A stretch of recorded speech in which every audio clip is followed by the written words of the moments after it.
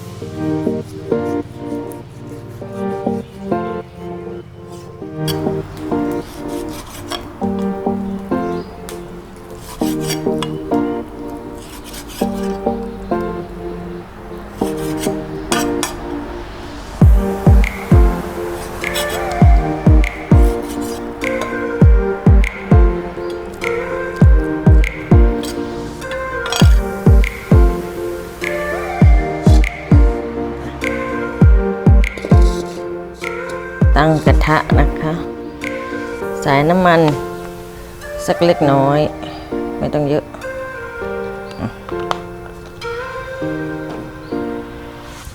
ใส่พริกหอมกระเทียมที่เราตำไว้แล้วนะคะลงไปผัด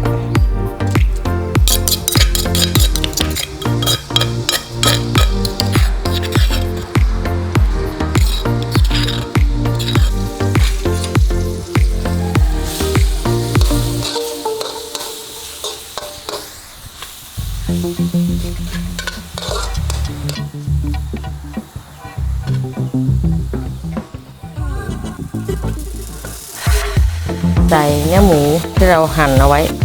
ลงไปผัดได้เลย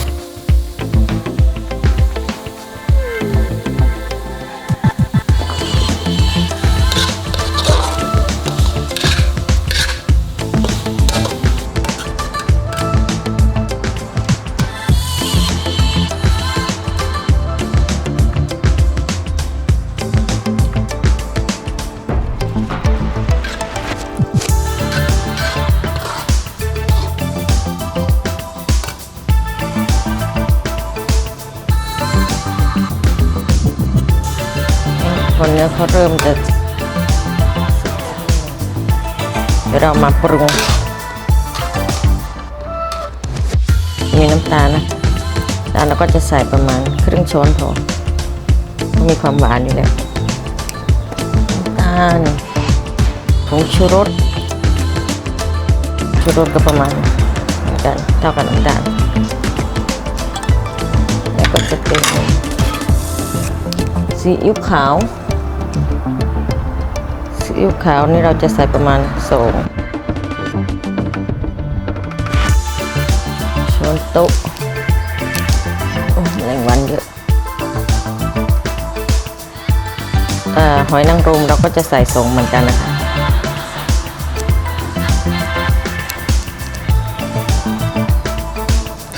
อันนี้เราจะใช้ไฟเคี่ยวไปเรื่อยๆก็จะมี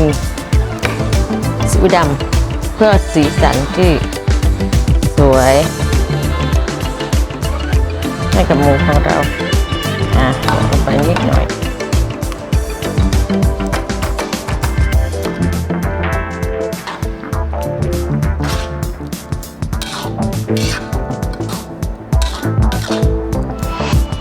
แล้วก็จะใส่หอมหัวใหญ่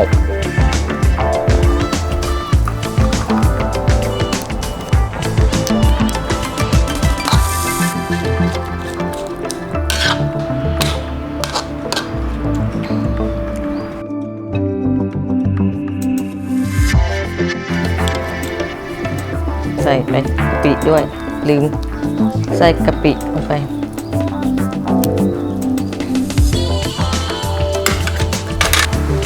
ดูเดชเห็ดอีกไปหมดแล้ว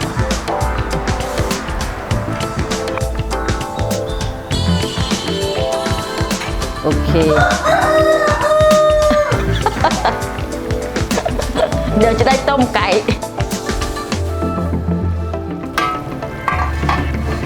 ต้ม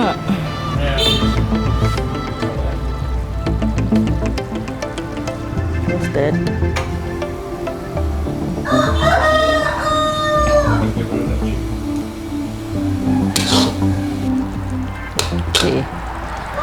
หลังจากที่เราโอเคไหมต้มให้เขาเนื้อเขาเปื่อยหน่อยประมาณครึ่งชั่วโมงตอนนี้เรามาใส่ตะไคร้นะคะตะไคร้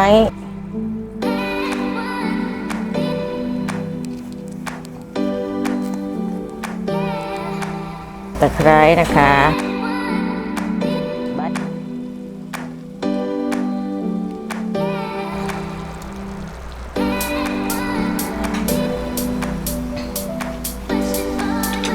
โอเค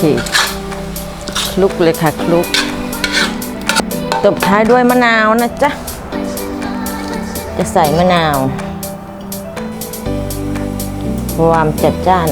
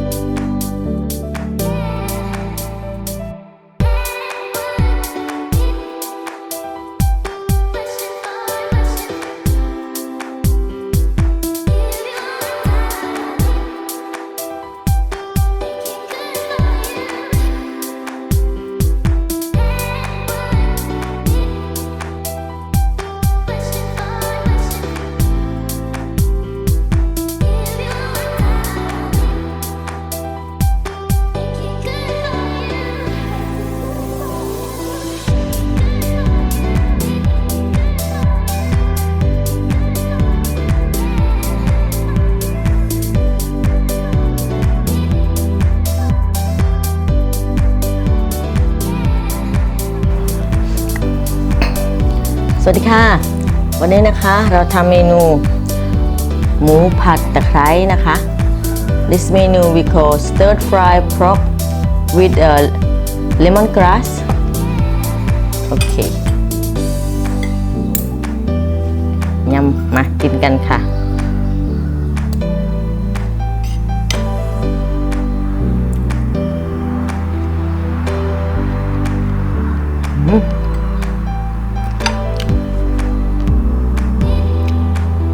อร่อยมาก tasty yummy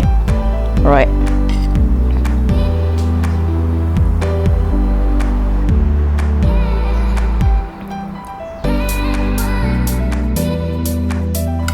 อร่อยมากอร่อย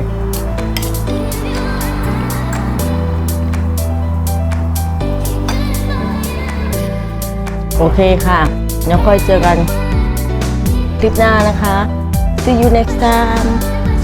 บ๊ายบายค่ะ